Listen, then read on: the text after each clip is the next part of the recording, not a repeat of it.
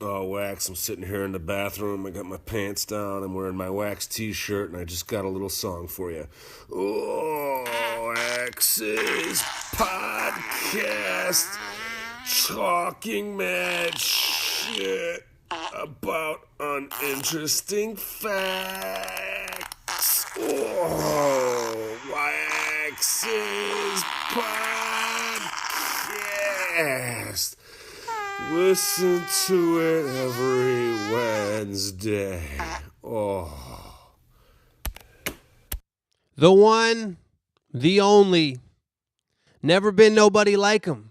Never gonna be nobody like him in the future. That is Ed from Chicago. Give it up. I know that didn't sound like an applause.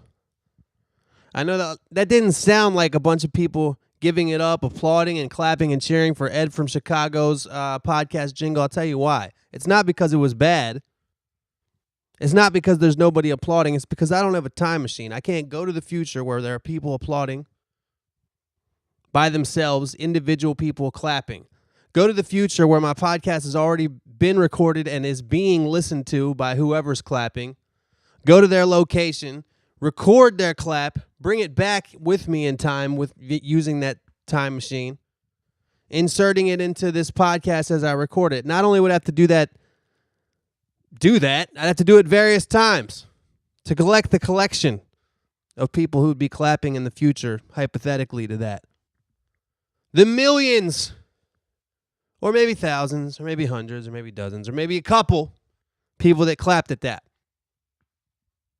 So not only would I need the power of time travel, I'd need the power of like a Santa Claus sleigh type of thing. Well, I guess if I had time travel, it wouldn't really matter how long everything took. That was kind of like the problem with Bill and Ted's Excellent Adventure, right? They had to make a little thing where they only had 24 hours. They had to use Ted's watch. They had to use the Ted's watch conundrum to make some kind of sense that these two sand demonites would be going back in time and getting all these historical figures and not really having as much time as they could possibly want, considering they have the power of time travel. Anyway, I digress like a motherfucker. That was Ed from Chicago with his version of Wax's podcast jingle. And I got eight jingles this week. That's a record. I don't know if it was this week, but in the process of checking the emails this week, I discovered that I had 8 jingles sent to me. That was one of them by Ed from Chicago. And trying to figure out exactly how I'm going to do this. I think what I'm going to do, I just watched Dave Chappelle's Netflix special. He just put out 2. I only watched one of them. I'm going to watch the other one. I watched the one he did in L.A., and since copying is okay these days, I'll get into that more later. This isn't even a copy. This is more of an inspiration from. But since copying is apparently just okay these days, I've kind of noticed that over the years, the last few years. I'll get more into that later. But in his special, Dave Chappelle goes through the 4 times that he's met O.J. Simpson. He intersperses them throughout the special. Not right in a row. He tells about the one time, then says some jokes, then tells about another time, says some jokes. I think I'm going to do that with the podcast jingles today. I think I'm just going to kind of intersperse them throughout. I got 8, so maybe I'll do 4 today and 4 next week. Who knows? Maybe I'll get more, so I don't know. What I'm saying is I'm not going to play 1 per episode and have the next 8 episodes be dedicated to all these jingles. But I am going to play the jingles like I promised, like I said I would. I said I'd play any jingle sent to me, and I still live up to that. Live up to that? Well, I will prove that I am going to live up to that. I'm going to play any Wax's podcast intro jingle sent to me will be played on this podcast. I never made the promise that it will be the only one played per episode. I never said that. I never said it will be definitely the intro, but it will be played on Wax's podcast. So maybe I'll do 4 this week and 4 next week. If I get any more, Maybe I'll do 5 or 6 next week. Maybe I'll do the following, previous, following, whatever. We'll see how it works. We'll just see how it goes. But I did want to say something today. You know, I don't try. But I'd like to. I'd like to give the podcast listeners some type of incentive, something special. You know, I have people that follow me on Twitter and people that like me on Facebook and follow my Instagram and people that come to my concerts. But I have people who listen to the podcast, they really probably know who I am. You know what I mean? And they allow me to talk mad shit about uninteresting facts. At this point, I don't make any money off it. I'm still waiting for any kind of reply from the advertising people at this podcast thing. I don't know if that's ever going to happen. I have no fucking idea. Speaking of advertising on the podcast, I used to talk about how I had the Amazon link on my website. I still do. I still have the link to Amazon.com on my podcast page on my website, wax.com.com. And we discovered, my brother hadn't looked at it in a while. We discovered there was $20 in the account. You know, it's one of those, if you're new to the podcast, it's one of those sites where if you go to my website and then click on the Amazon link from my website and then buy some shit on Amazon, I get a small percentage of whatever profit they make. But when I first started doing that, I was calling it the Herbal Tea Diaper Fund. That's when his kids were in diapers. Now they no longer are. But, it was going to my brother. But I found out that he hadn't checked it in like 2 years, and there was $20 in there. So congratulations to anybody who did that. You provided my brother with $20. It's actually not bad. $10 a year. That's probably like one person did it and got made a big ass Christmas wish list gift buying spree. I don't know, but what I'm saying is I try to provide incentives, or not incentives is the wrong word. It's not really that much of a need for me to incentivize you to listen to this podcast, especially considering the fact that I don't do any advertising or make any money off of it, which I was trying to do for anybody who's listened to the last few episodes. Trying to do, still am, but I just don't. The motherfuckers just don't respond to me. I don't know what the deal is. Maybe they think you guys are fucking broke. Maybe they listen to my podcast and they said, you know, anybody that would listen to this clearly is not going to buy anything. The only reason they probably listen to this is because they can't afford a radio. Well, then that doesn't make any sense because they would have to be able to afford a computer. Anyway, maybe in this day and age, everybody has an iPhone. You know, that one guy was talking about how you can't afford health insurance because you buy an iPhone. Maybe he's right. All you sickly motherfuckers out there listening to my podcast while you have some kind of disease but can't afford to go to the hospital. This podcast is very digressive. What I'm saying is incentive is the wrong word, but I want to give you guys some kind of, I don't know, fucking, what's the word I'm looking for? Like something that other people don't get. Like I wish I could give you guys a prize, but I don't know how to do that. So from now on, whenever I have something going on, I'm just gonna say it on here first before I announce it. And I'm making a much bigger deal out of this than it even fucking is. I have a show on May 10th in Los Angeles. Hopefully I'm starting a monthly show at this place called the West Side Comedy Theater. It's an awesome little intimate, man. It's an intimate venue. It's really intimate. If you want to come and talk to me while we sip tea, maybe we can rub each other. It's really intimate. Maybe we can give each other, what are those things? What are those fucking, I used to know a girl who does it. There's Reiki. We can give each other Reiki treatments. If you don't know what Reiki, it's like Reiki. It'd be like if you got a massage, but they didn't actually touch you. They just like rub, like float their hands above your body and exchange energy. We can give each other Reiki's massages while we sip tea. Maybe we can light incense together and talk about what types of incense we have. Hey, I've got peppermint. I've got patchouli. I don't really like patchouli scent. Why don't we use lavender? Why don't we use lavender as we talk about our early childhood development? Your dad did what? This is really intimate. Anyway, May 10th. May 10th, the show is at 10 p.m. I'm starting a monthly show. Hopefully a monthly show. If the fucking first one fails, they'd probably be like, you know what? This isn't going to be a monthly thing. But I think it's good. I don't go in with that attitude. I go in with the attitude of success, not failure, and that's why I'm not going to complete that fake. I'm not going to complete that fake speech I was about to give. I'm just going to tell you that on May 10th at the West Side Comedy Theater, the show's at 10 p.m. It's a later show, but it's a short show, so it's cool. It's only going to be probably an hour and 20 minutes total, maybe an hour and a half total. I'm starting a monthly show. It's going to be called Wax and Friends. Keeping it simple. Wax and Friends. And like I said, it's at the West Side Comedy Theater. Shout out to my boy Epic Lloyd. Epic Lloyd is half of the team who does the Epic Rap Battles. Epic Lloyd is part owner of the place, and he was able to hook me up with a time slot. It's not easy to get a slot there. They do a lot of really cool shows there.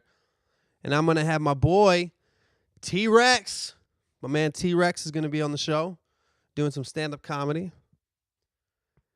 A really, really good friend of mine, Jackie Tone, is going to be on the show doing some comedic music. And I'm going to have one more comedian. Everybody's going to do some short sets, and then I'm going to do a little bit longer of a set. I'm working on a bunch of new acoustic songs, some of which are kind of silly, some of which are just pleasant. That's what I've been. Some of which are funny, some of which are just pleasant. And I'm kind of hoping that I can just keep doing this show every month and kind of get better at this music that I've been writing recently. And then eventually make it into a special, which will probably also be an album, which will probably also be T-shirts and lunchboxes. And my whole point in bringing this up is not only to tell you guys that I have this show, which many of you don't give a fucking shit about because it's a very small percentage of you, considering this thing is put out via the World Wide Web, and this is only in one fucking town. It's May 10th, 10 p.m., the West Side Comedy Theater, which is in Santa Monica, California. That's the west side of Los Angeles, right over there by the water. This is like pretty much on the 3rd Street Promenade. It's actually technically in this little alley between 3rd and 4th Street. It's an awesome venue. I love this place. Been there several times.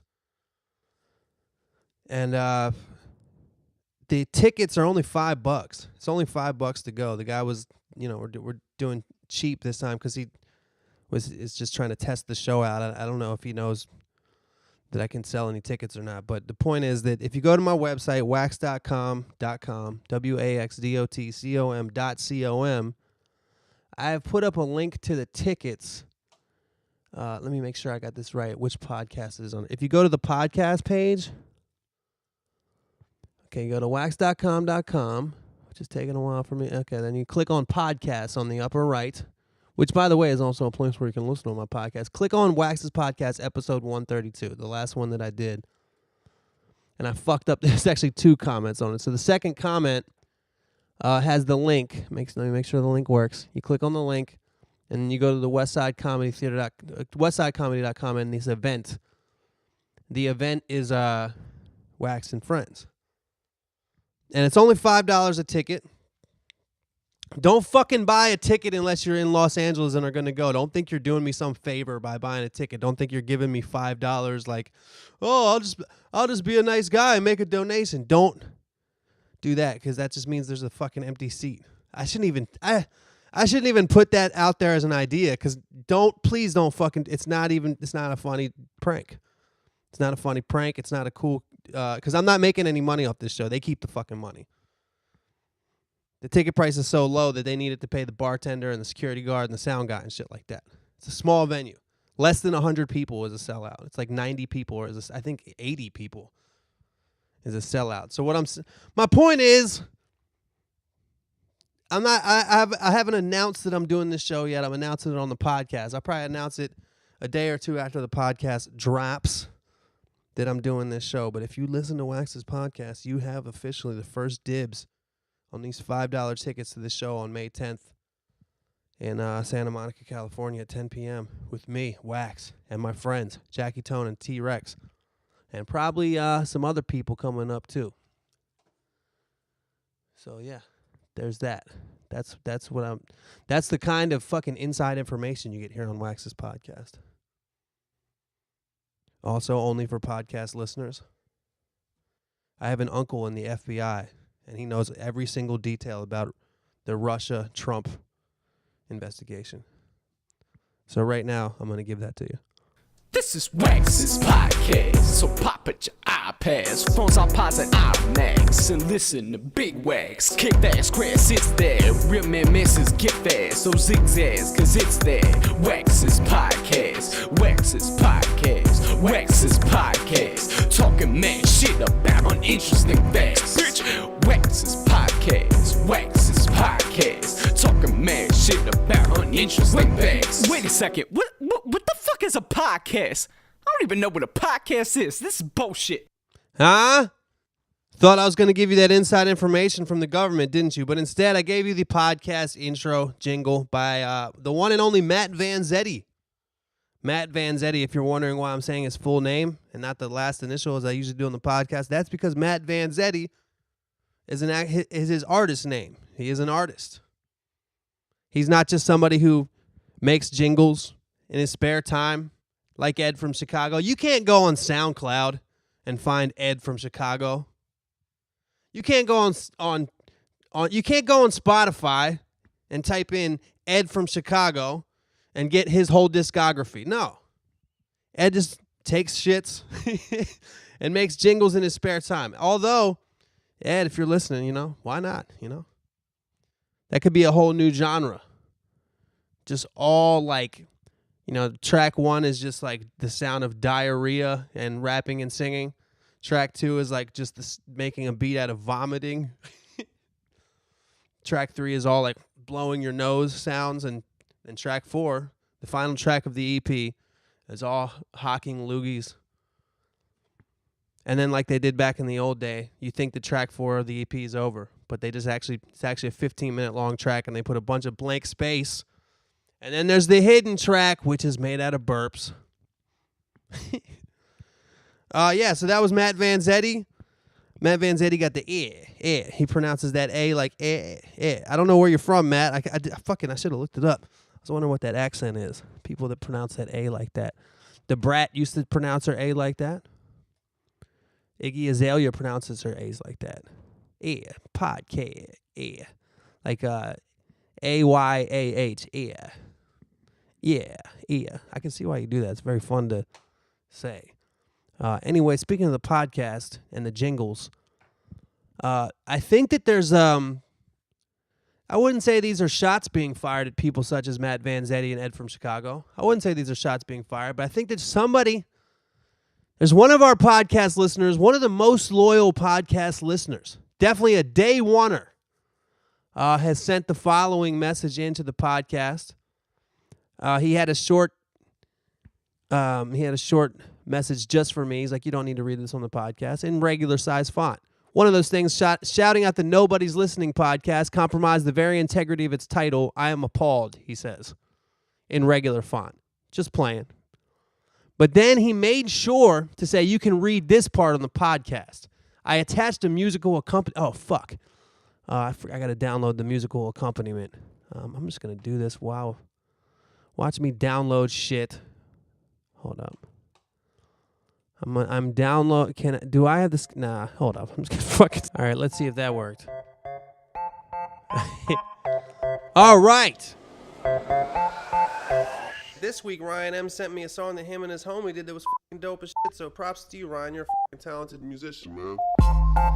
All right, here's the jingle from Ryan. Here's the letter from Ryan with his own background. He made this background to flex on y'all. I'd like to give a little history lesson. This is from Ryan M., the songwriter, by the way. All right, I fucked that up, Ryan. I fucked that up because that was sounding a little bit epic with your song there. Let me see if I on the fly. Hold up. Can I option drag it? Yes, I can. Yes, I can. Oh, fuck. Hold up. On the fly audio editing by yours truly. I forgot to say, this is from Ryan M., the songwriter. And he wanted me to read this on the podcast today. This week, Ryan M. sent me a song that him and his homie did that was f***ing dope as shit, so props to you, Ryan. This is his words in big font. I'd like to give a little history lesson for your scumbag Scrub Life podcast listeners in light of shouting out the OGs of Wax's podcast. If anybody dare trace back the origin of the podcast jingle remake, they may be surprised that it was I, Ryan M., the songwriter, who contributed the first ever remake of the podcast jingle. So bang on your coffee mugs, cry on your violins, and shred your X-shaped Dean guitars all you want. Just know the order goes as such. First, Light Bright. Second, Wax. And next was Ryan M., the motherfucking songwriter. First is the worst, second is the best, third is the one who's going to shit on your girl's chest. Also, shout out to Herbs and EOM. Well, there you go, Ryan. There you go. I read your spiel. I tried to read it in accordance with your font size, and I think I did an okay job. In summary, to anybody who may be completely confused, to anybody who might not be into Wax's podcast to the point where you might not understand some inside information, this is what happened just now. Ryan M., the songwriter, was the first person ever to send me a remake of the original Wax's podcast jingle. Therefore, even coming up with the idea of ever remaking the Wax's podcast jingle. So all these jingles that you've ever heard can be attributed to his genius, his brilliance. And he wanted to make that known. And I'm glad he did, because I fucking forgot about that. You know why? Because I'm selfish. I don't think about others. I don't empathize with the plight of other human beings. I don't give other people credit where their credit is due. I don't highlight the achievements of others. I only care about me. So Ryan M., the songwriter. What an apt, the one listener and emailer who has a title of songwriter. I mean, what a fitting title for Ryan M., considering he was the first jingle remixer. The songwriter, remixer, rapper, singer. He does it all, ladies and gentlemen. Ryan M. So then we did Ed from Chicago, Matt Vanzetti. What else we got going on here? I was going to talk about something. Oh, yeah. Hold up. I brought it up earlier, and I wanted to this was just like the only thing I think. I did a lot of, this week I did some shit. Like I actually watched some movies this week. I watched the Dave Chappelle thing like I mentioned earlier. I had a couple thoughts. I was going to announce the show and play the jingles, and then I got a solid amount of messages and whatnot about this video. There's this video by this guy that's a big internet. I don't know. You know people that make like skits on Facebook, make like meme skits almost. Like I don't know how to describe them, but like, you know, when your ex-girlfriend says that she's blah blah blah, and then there's a little skit. And usually, like, on the top and bottom of the skit, there's, like, a big text, you know, with a white background and black words. When Bae says that she is busy, but then when your dog starts tripping, but you had 3 reasons not to. Top 10 reason why Bay be tripping. When you leave the house and what happens with your cat? You know, those kind of fucking things. There's a guy online who has like a fucking ridiculous amount of followers, and he made a video where he stole whatever. He used some of the same ideas from the Wax Rosanna video. So people were like, "Yo, that's fucked up." But you know, as kind of shitty as it is, it doesn't really bother me. Like, that video is old. The Rosanna video is old. And it kind of is. It's, for me, it's more like, damn, dude, like, you just like to just watch, to like, if it was me, if I was to watch somebody's video and be like, oh, I know, we can just do that. Let's just do that and not and take credit as if it was our idea. It to me, it's just like I couldn't imagine that being a thing. You know what I mean? Granted, that this is why I'm using Dave Chappelle's idea of interspersing the 4 things, because you're just allowed to copy like that. But, you know, even that's not really the same thing, because I'm acknowledging it. When you do something that's inspired by somebody and you acknowledge it, it's a different thing than just doing something that's like exactly the same. Like, there's some things where it's exactly the same to the point where it's like, okay, I mean, it's clearly like it's very clear that it's the exact same thing. Anyway, so I watched the video and I was just thinking it furthered my thoughts that I've been having for years. It's kind of a 2-level thing with creativity and the internet. If you remember, like, a while ago, that dude called the Fat Jew. This might have been 4 years ago. I think I don't know if he got sued or just like outed by the comedy community, that he was basically this guy that got popular by taking other people's jokes. Like, say you were a comedian, you said a joke, he would take that joke, write it down in text form, and then post it on his Instagram and get 1 million fucking followers, 1 million likes or whatever. And he didn't say like Sarah Silverman or whoever the fuck. He didn't write like by Louis C.K. or whatever. Is by him. Do the same thing with skits. Like, you just take the skit, and people do this all the time. I'm not even trying to out him. Like, all these big people. I mean, even famous people. You know, Kevin Hart, and who was the guy that did that? The fuck is his name? He's a black dude, bald dude. He's an actor, but he's also an R&B singer. Is it Tyrese? Didn't Tyrese do that? Didn't Tyrese kind of like, isn't he one of the people that kind of like really laid the blueprint for that? Like, if you have a Facebook page and you want to get a lot of followers, you just find videos that are already viral, download, take the video and put it on your own page, like make it native to your own page. Maybe you add one of those things I was talking about earlier, like with the black and white text, like, if I made a video of me falling off a ladder and put it on my page, it started to get some views and viralness. They would take that video and it would say, like, what happens when you don't practice ladder safety? You know what I'm saying? Ladder climbing gone wrong. Ladder climbing fail in 5, 4, 3. When the ladder does not stand upright.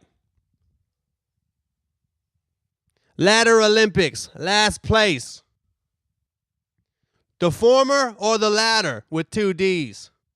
The D stand for damn, dog. You fell like a motherfucker. You know what I'm saying? What my point is that, like, I mean, I'm not, when it comes to falling off a ladder, or like somebody that captured a fight on a train, obviously it's not really like creative copyright.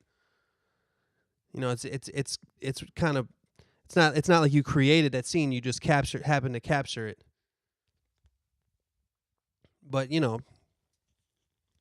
the eyeballs they get on this thing, somebody sees this popular and they're like, how about I take the popularity of that thing and make it my own popularity? Like, people have done that for a long time, especially with Facebook. Which is one thing with the ladder and fight videos, but another thing when, somebody does it with the creative shit. The most common thing that's taken is jokes. Somebody says a joke on Twitter.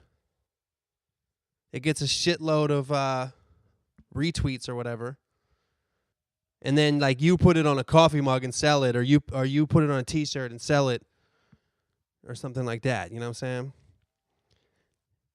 And my point is that the idea of, like, creative ownership, like ownership of your own creativity, has kind of gone out the window with the internet. And I think that has come at the same time that in the entertainment business and really in American life in general, we see this by fucking Donald Trump becoming the goddamn president. If you still support him, I don't know what to tell you, man. I'm not saying his policies. I'm not saying if you support some of his policies, if you feel the same way as his policies, I'm not even mad at you. But if you support him as being the president and think that what he's doing is appropriate, you fucking drank the Kool-Aid. As I said the other day, they must have put truth serum in the sweatband in front of the hats, the red Make America Great Again hats. Not truth serum. Truth serum is the wrong word. I mean, I guess the opposite of that. Mind control serum. Just like Hendrix supposedly used to put LSD in his sweatband, and when he would play at Woodstock, the sweat and LSD would mix and sink into his forehead. They did that with the sweatbands on the Make America Great Again hats. That's why they always do it in the South where it's hot, to make sure that the brain control serum mixes with the sweat and gets into your forehead. That's why he doesn't do rallies in Alaska, because the serum won't mix. It's too cold. The serum freezes. Anyway, what I'm saying is, I feel like I fucking digressed too much without saying the point first. A lot of people just went, uh-huh. So the idea that you can kind of basically steal somebody's creativity has also come at the same point in history where the idea that the point is winning. That's the point of everything. The point of everything is winning. Who cares how? Who cares if you cheat? Who cares if there's any integrity or whatever? The point is win. Do whatever it takes. Donald Trump on the campaign trail. Lock her up. Lock her up. As soon as he won, he's like, oh, we don't need to say that anymore. That was cool when we were on the campaign. We don't need to say that anymore. Do whatever it fucking takes to win. Doesn't matter if there's integrity involved. If you need to get your Facebook up, if you need to get your likes up and your views up, for whatever fucking reason that is, I guess eventually to make money off it. People do make money off this shit. Who cares if you just use some other people's shit? The public doesn't. The public doesn't give a shit. Most of the public doesn't give a fuck about that anyway. I remember when Carlos Mencia, I don't know how many of you guys know about this. Probably a lot of you do, actually. But Carlos Mencia, very famous comedian, even had his own show on Comedy Central, The Mind of Mencia. He was outed like 10 years ago for basically being like the world's biggest joke thief. He stole like classic bits from Bill Cosby, Richard Pryor, and all kinds of other people. I think it was Joe Rogan who led the crusade against him. And since then, he's never recovered. You know, I think he still does. I think he still does shows in comedy clubs, and people like it and shit. But I remember when he first got outed, a lot of people defended him. They're like, "Who cares if he steals? He's funny. He did it better than they did." And in my mind, I'm like, why would, first of all, that's not really a good way to think about things. And second of all, like, I don't know, man. I don't want to do that. I come from old times, man.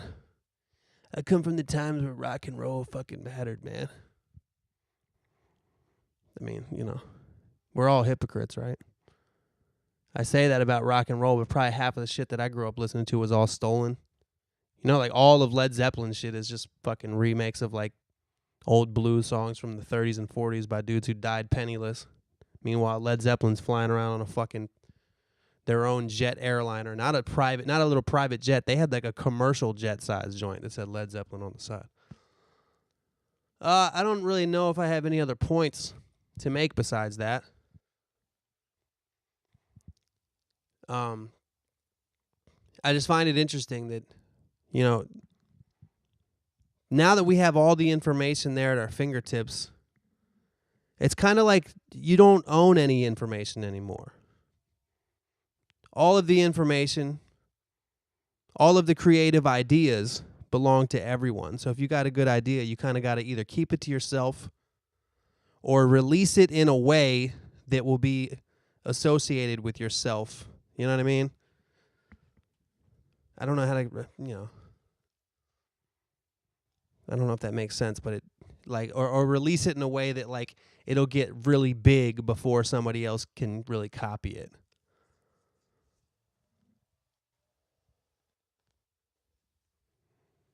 I don't know if that makes any sense.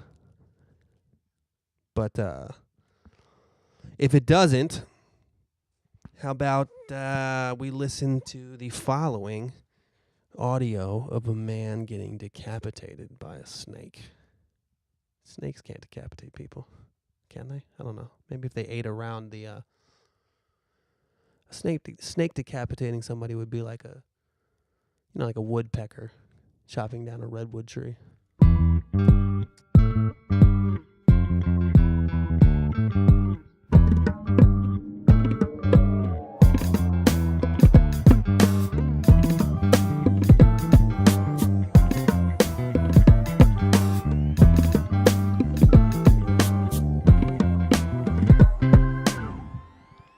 All right.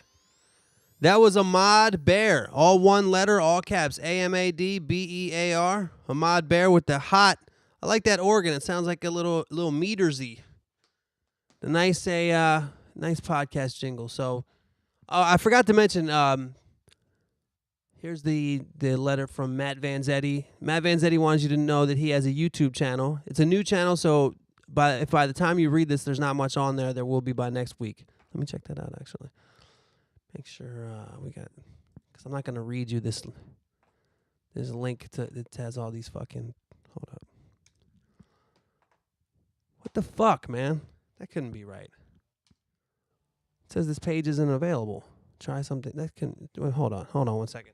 Hold on. Matt Vanzetti. Okay. Just type in Matt Vanzetti, VANZETTI on YouTube, and he's got some he's got a one take video up there.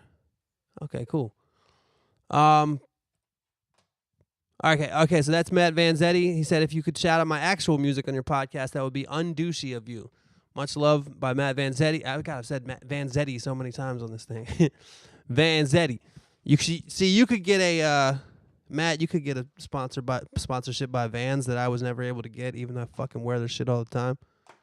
When I had my little period of like being signed by a record label, and it seemed like I was gonna do well, I got all this free clothes and free shoes and all this shit. But the one company that I actually liked, the one clothing company that I actually kind of would be down to have a full on fucking corporate ass fuck session with, just didn't send me shit. Now you have Vans in your name. You're like a dude named Eddie that wears Vans, and they just call him Vans Eddie. For me, they could call me Nike Mikey. Am I right? Huh? Okay. What the fuck am I talking about? This is the shout-outs for this week. We got Justin K. Justin K wants me to prank call Herbal Tea. I was thinking that I would actually do that on the podcast, but I'm looking at the clock, and I know that he's not going to answer. I know that he's going to be at his fucking corporate shill job that he doesn't mind, that he's okay with. Don't cry for herbal tea, Argentina. We got Aaron the violinist, another OG podcast listener, another OG podcast jingle maker. But as mentioned earlier in the podcast, Aaron the violinist's jingle would just be an idea that never came to fruition if it wasn't for Ryan M. the songwriter. That said, Aaron is one of the other few podcast listeners who goes by than what they do that is also a music related thing. Because Michael T., the former security guard, Nate the Plate. Plates and security guards aren't inherently musical. What the fuck am I talking about? We got the next shout out is Rick James. Rick James. We got Ryan H. in Indianapolis who wants me to tell his girlfriend something inspiring. He did not, I put in parentheses, he did not say her name in the email. Ryan H., you should have said her name so I could use her name to think of something inspiring. I don't know what your girlfriend does. I don't know what kind of inspiration she needs, but the following message is for her. Listen, Ryan H.'s girlfriend in Indianapolis. If you want to be inspired, man, or chick, if you want to be inspired, get the fuck out of Indianapolis. Go to the woods, just you and Ryan H., or just you by yourself. Look at the trees and notice that we all are one. Nature, animals, human beings, the earth. We're all just one thing. I don't fucking know, man. Okay, sometimes you fail. Austin P. Dimitri, a.k.a. Big D. Big D. We got Chris M. Chris M. from Michigan, loyal listener to the podcast. How you doing, Chris? We got Ed from Chicago. Shout out and a bunch of talk. Tom from Paris. Paris. Tom from Paris. I don't know how to say from in France.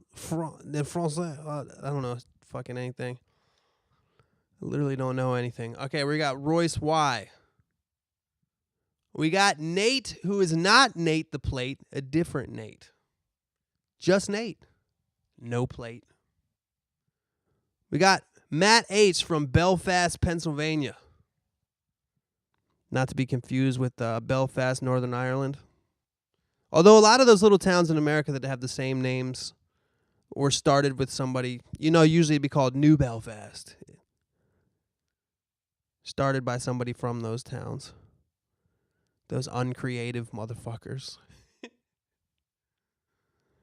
Hi, I arrived here from York. This place is called New York. Fucking lack of creativity having motherfuckers. You goddamn pilgrims. They also would name it after the Jamestown, because King James. Matt H. from Belfast, Pennsylvania. Speaking of Belfast, Northern Ireland, I did a show there one time with the homie Watsky. That was like 4 years ago. And while I was there, I was saying that some crazy motherfuckers over there.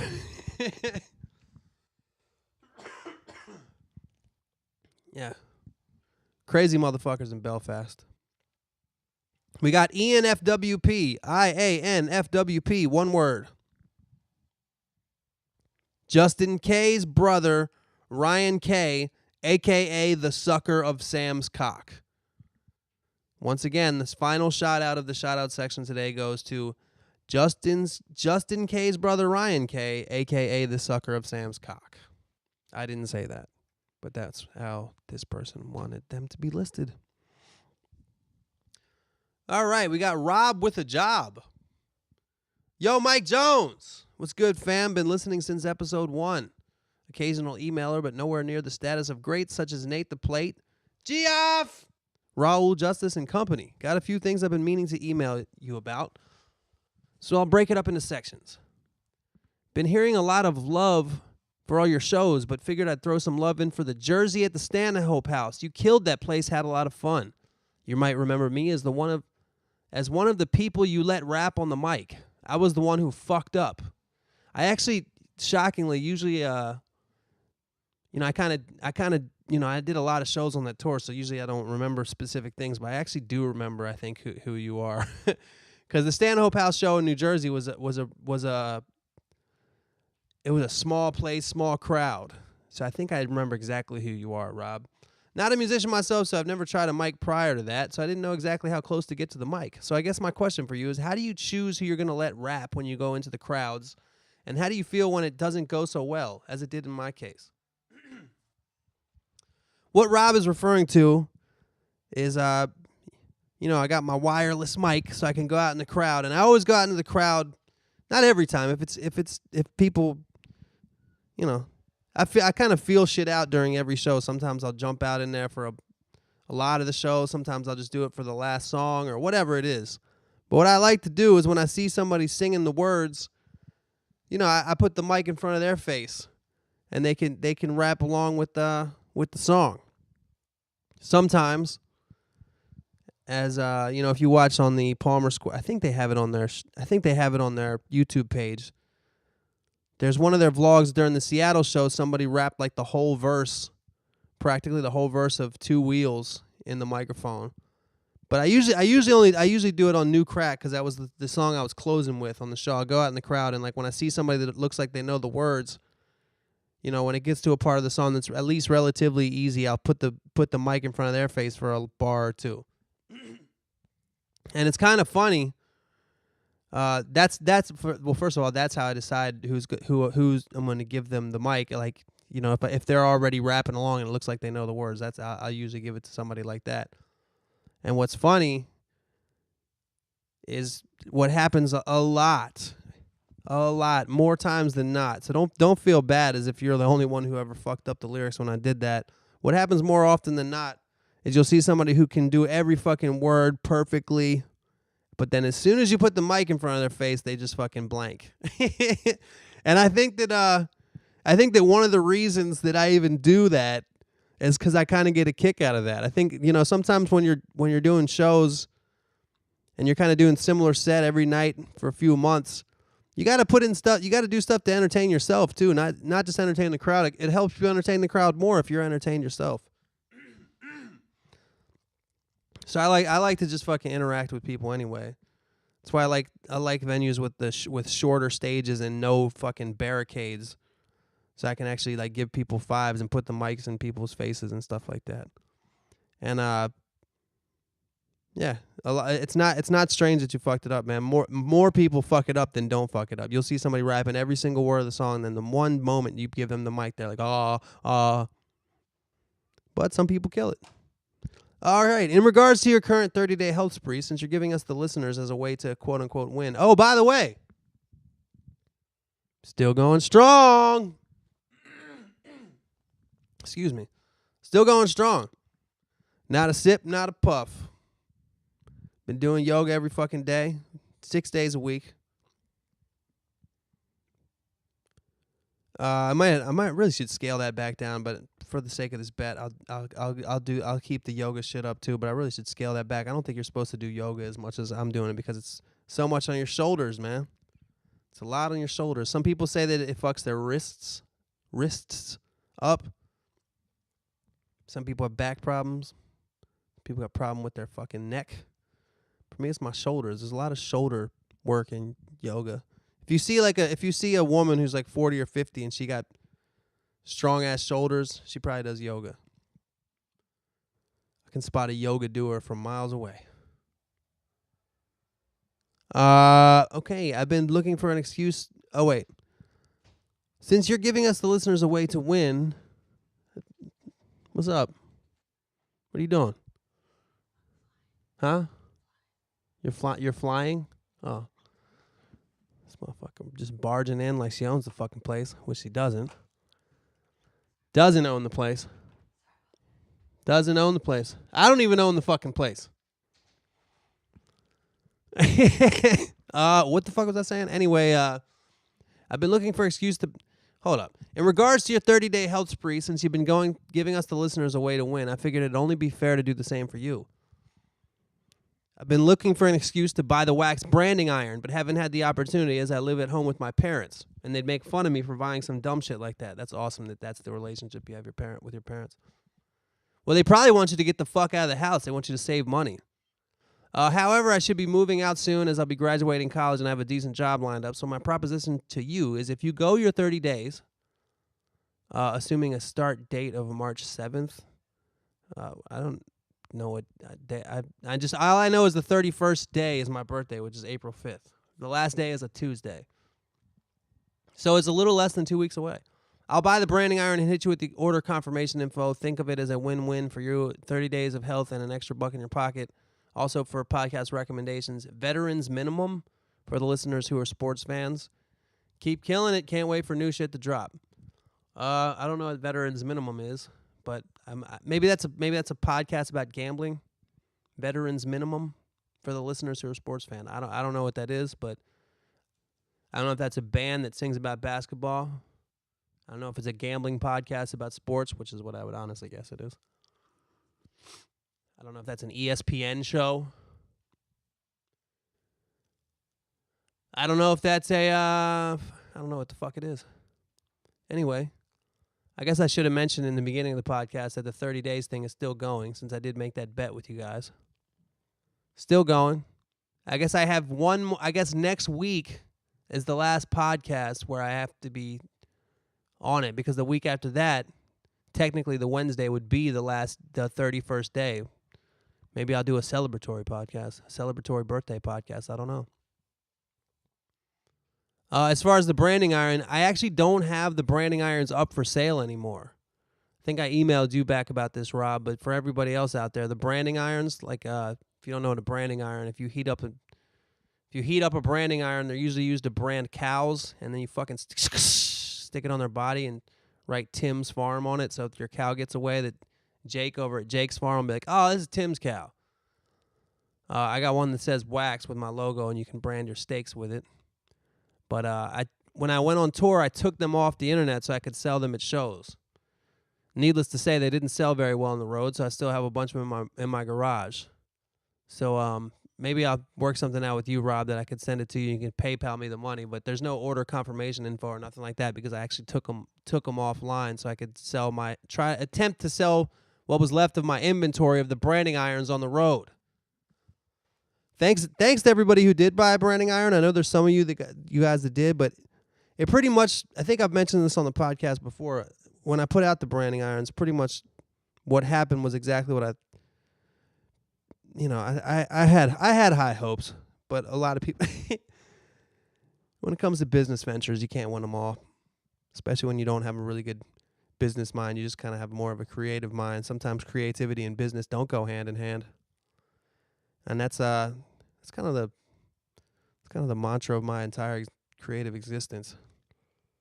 That if I even use the word mantra right in that case, but just because the branding irons are cool and I could make a cool ad for it doesn't mean people are going to actually fucking spend their money and get one.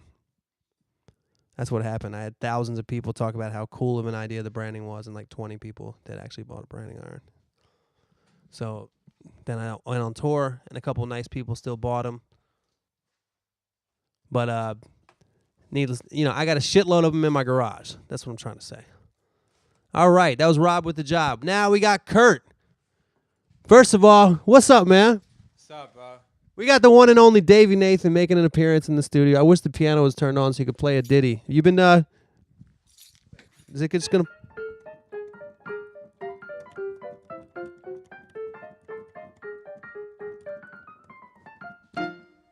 Yes! Yes. Whoa, that just made me happy.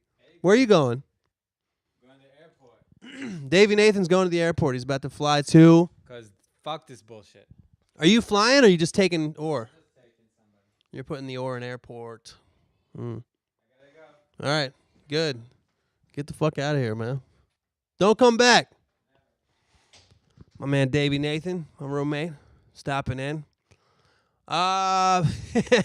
Making a guest appearance. All right.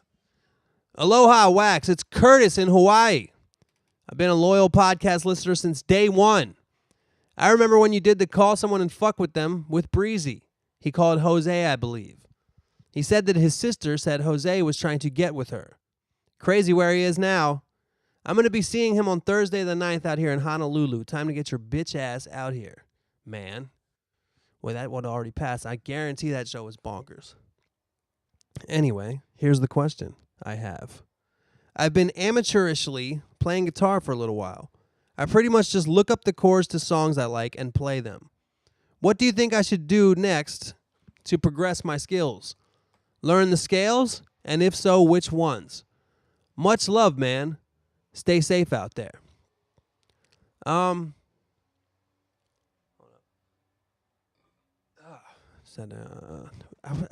was gonna give you some advice, but I don't know what to say. I will say this: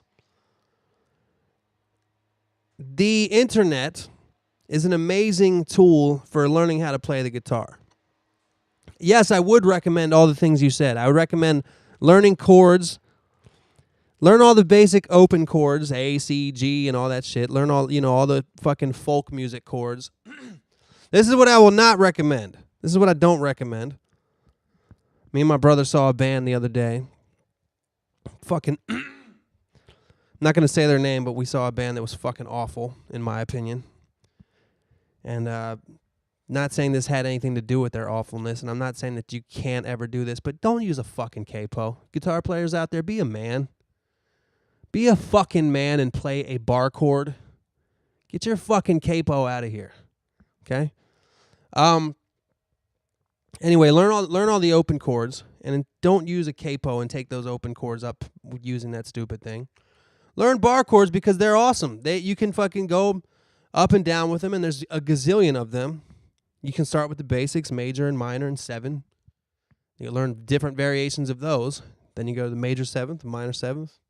Different types of diminished chords. And once you learn the scales, major, minor, you can learn how each note of the scale has a chord associated with it and things like that, all kinds of music theory stuff. But if you're not into that stuff yet, right now you're just looking up the chords to songs you like. A lot of people do it that way. A lot of people, when they play guitar, they really just want to learn songs. And I was lucky enough when I was a kid. First of all, I think that I'm just kind of like a songwriter by nature. I think even if I had never learned to play guitar, I would still be writing songs. But I had a teacher, Jim Wood, who I have no idea where he's at now, man.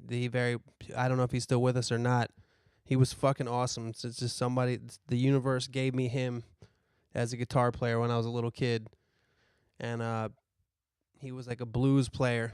He was a Vietnam veteran. And he actually had a Vietnamese wife that he met over there.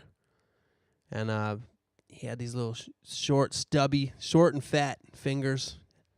And he'd play his own songs and then just teach me scales and shit.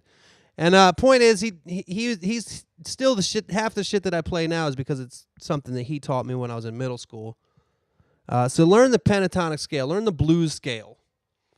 Learn the blues scale because that really goes with rock and roll. That goes with anything, you know. The pentatonic scale. Add another note. It's called the quote-unquote blues scale. And that's something you can take from the top and bottom of the neck on all frets. And that's something you can use with various chords to improvise your own solos. And if you learn the basic chords, you can make your own songs. But also, if you just want to learn how to play and you are more interested in learning songs, I don't know that there's any problem to just looking up online chords that are required to play songs or watching or tutorials. YouTube is a crazy tool. You can learn how to play any type of guitar, pretty much any relatively popular song on guitar. Some kid will teach you how to play it. What would you say? What do I think I should do to progress my skills? You said learn the scales. Learn the pentatonic scale. Then you can learn the major scale, and there's various different ways of playing the major or minor scale. Like you can start on Just like learn what a major scale is. Learn like, you know, what's the basis of it, you know? Like it's not just about the fingering of the scale. It's more like what it is. Yeah. So yeah, you know, some people don't really write songs like that. I don't know. Some people do, some people don't. But if you're not going to write songs, I'd just learn a shitload of chords and learn how to switch back and forth from chord to chord really fast. I'm also not a great teacher and don't know what the fuck I'm talking about. Okay, next one we got. What do we got here? What do we got? We got Simon from Montreal. Hey Wax, I've been meaning to write you for a minute. I finally did. Nothing earth-shattering, but I've got some decent podcast fodder to bring to the party. I was thinking about how there are certain art forms that you just appreciate, but not a deep enough level to know why. For example, when I hear a line like, "Don't cross me hoping that the memory passes," I remember people's asses like a Tempur-Pedic mattress. I know that line is bananas because of the 6-syllable close to perfect rhyme and the fucking hilarious simile, but that's only because I'm a rap head. Yeah, a lot of people, that's a line, that's my words there. I think remember people's asses like a Tempur-Pedic mattress was pretty clever too. Not that kind of shit goes above people's heads that it's a long rhyme and all that shit. Anywho, when I listen to jazz though, I'll say, yeah, this is tight. But in the end, I don't fuck with the medium of jazz music enough to say something like, hell yeah, B, those modal suspended sevenths are next level. Apologies to the jazz heads for sounding like a straight fool. So what mediums or subgenres would you like to know more about to the point when you can fuck with them on a critical level? Peace, man. If you remember last year, I interviewed you for a school project. Got an A, so I got to thank you for that, but I hope to be in LA this summer. If you're playing a gig, maybe I could catch a real-ass interview with you. Be safe out there. Well, let me know when you come through. As I said earlier in the podcast, I'll be doing the Wax and Friends show, hopefully once a month at the West Side Comedy Theater in Santa Monica. Santa Monica? I mean, look. Yeah, so let me know when you come through. Hit me up on Twitter, though, rather than at beatsforwax@gmail.com. Beatsforwax@gmail.com, by the way. That's the podcast email. But if you're in LA for 2 days and you want to know if I'm going to be doing a gig, don't email me there. People have done that in the past, and I'll be like, actually, and when I answer, I'm like, oh man, that was a month ago that you sent this. So hit me up on Twitter if you want to do something like that. Anyway, I know exactly what you're saying with this email. I thought this was a really interesting email. Because, yeah, that's actually a great example of a line. Don't cross me hoping that the memory passes. I remember people's asses like a Tempur-Pedic mattress. A lot of people just hear that, and it just sounds like some gibberish that rhymes, or they don't really stop to think about what's being said, or maybe they hear the simile, but don't hear that there's a bunch of rhymes, and they just hear that asses and mattress rhymes. They don't notice that the Ember people and Tempur-Pedic. You know what I mean? Like, I consider myself when it comes to the art of rapping, I consider myself an expert, and it sounds like maybe you consider yourself that way too. And I'm the same way with jazz. I might know a little bit more than the average person about jazz in terms of what you're saying, but I'm a fucking amateur fucking idiot compared to people that are in that medium. And when I think of this, when I think of what you're talking about, I think of painting. I think of myself being at a museum full of paintings. And, I don't understand what the fuck is so special about the Mona Lisa. Why is that any better than some other painting of like a woman sitting there? I have no fucking idea. I have absolutely no idea what makes the Mona Lisa great. As an art critic, might wonder why anybody gives a shit about Kanye. I think Kanye's a great example of somebody who makes amazing shit that people are like, why the fuck do people care about this guy if you don't know anything about music or hip hop? But he does so many different things with his whole production plus rapping plus songwriting that's even a little bit more complicated than that. when compared to just the art of rap, for example. But I don't know shit about what makes a painting good.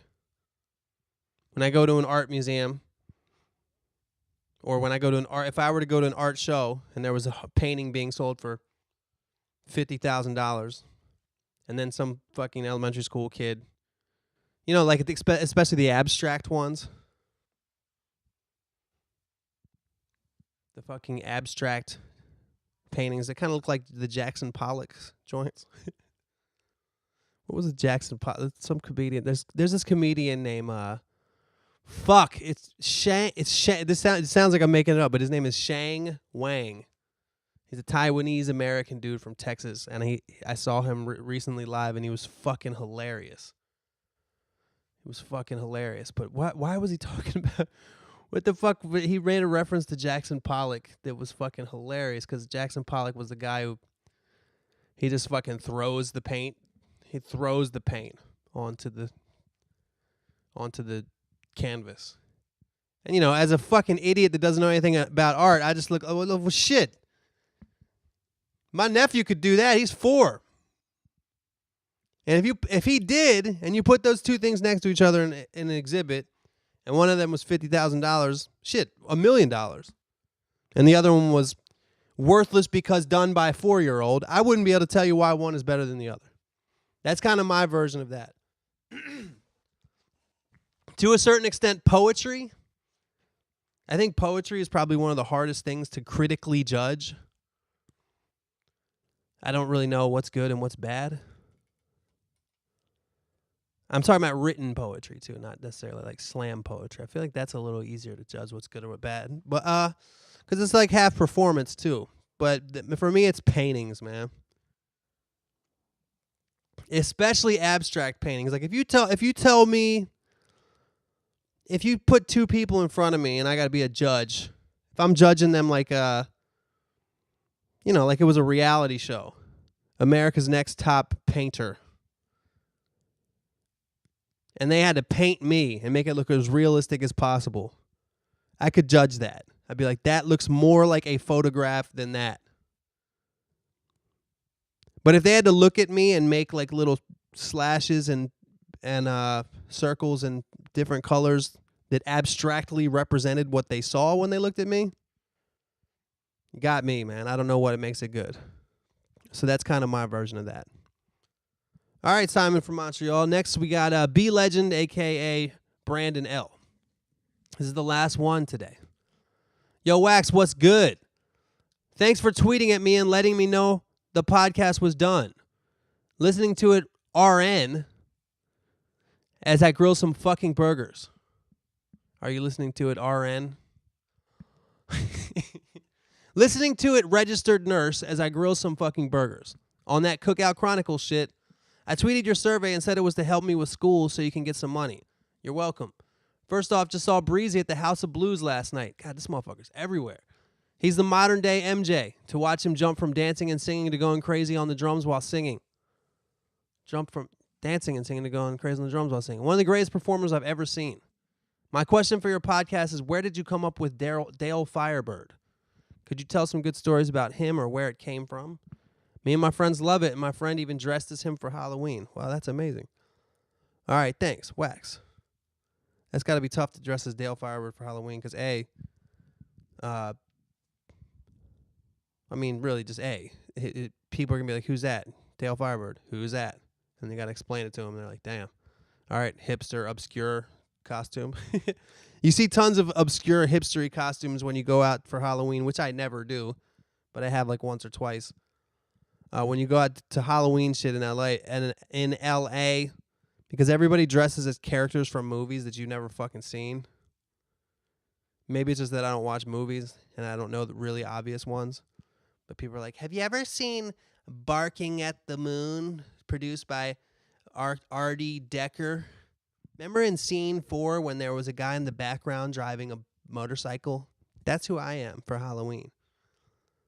That's the kind of shit people do around here. As far as Dale Firebird, the idea for Dale Firebird was thought of on the 4th of July probably 2010 or something like that. When I first kind of when my boys AK and Casey and Jay, when I first was hanging out with them a lot and shooting videos all the time. It was the 4th of July, and me and AK always want to do something creative when we get together to party, so the party feels even better because we did something worthwhile and didn't just get shit-faced for no reason. Don't get me wrong, we've done that plenty of times, but it doesn't feel as good. So I went to a barbecue up at their house, and I had the idea to do like a redneck battle rapper, and I got the jacket. If you look at the first Dale Firebird video, like I put like a pillow in my stomach, and the guy had a beer gut and shit like that. I don't know that. I think we thought of the name like on the spot. The name Dale Firebird was just like a name that fit on the spot. But as far as his accent is definitely based on where I'm from. He has a Maryland redneck accent specifically. Up there. Go up there. Where y'all going? Actually, it's not too Maryland. I don't go too crazy with the Maryland, but a lot of the slang that he would use is kind of based on that Southern Maryland thing. But I grew up in an area with a lot of rednecks, man. Maybe I've been in LA for 10 years. I mean, clearly I've changed. 37 spiritual, like I was talking about last week. The last step for me in my full-blown transformation from like Southern Maryland, somewhat Trumpish, but also somewhat. I grew up in an interesting place because I'm from a suburb of Washington D.C. So people that like my dad and a lot of the people, not everybody, but a lot of the people that lived in my neighborhood, one or both of their parents worked in Washington. And it's far enough outside of Washington that it's like the suburbs and damn near rural, really. A lot of parts of where I'm from are more rural than suburban. But if you go a little south, most people, it's kind of too far away from D.C. to make that commute. So people from like my high school and shit, or just that area, some people were like transplants to that area, like people that worked, like my parents, like they grew up in and around Washington and they moved there to kind of like live in the suburbs and work in Washington, whereas a lot of the people are like their grandparents and their parents and all that shit, they grew up in the area and maybe grew tobacco or whatever. So it's kind of a mesh of like city and country folk, but it's still very rednecky for the most part. It's kind of hard to explain, but I think that's a lot of cities in America. I think there's tons of any city in that area, whether it be DC, Baltimore, Philly, or Richmond, or fucking the whole 7 cities area in Virginia Beach, and Norfolk, and Newport News. All these places are like this mixture of like city and country.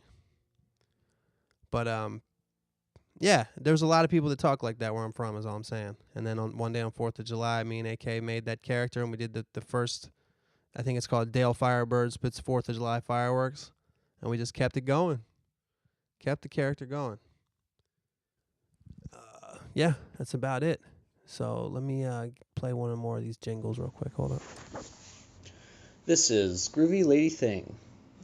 Wax's podcast, talking mad shit about uninteresting facts. Wax's podcast, listen to it every Wednesday or Tuesday or whenever the fuck he decides to record it. I like that one, man. That was by Jacob, a.k.a. GLT. And I like that one, man. So I guess that's the podcast for this week. We're going to come back to you next week live and direct, or whatever the fuck, however you want to say that, with some more jingles and some more fun, some more shout-outs, some more questions, and just some good-natured, wholesome activities. Be safe out there.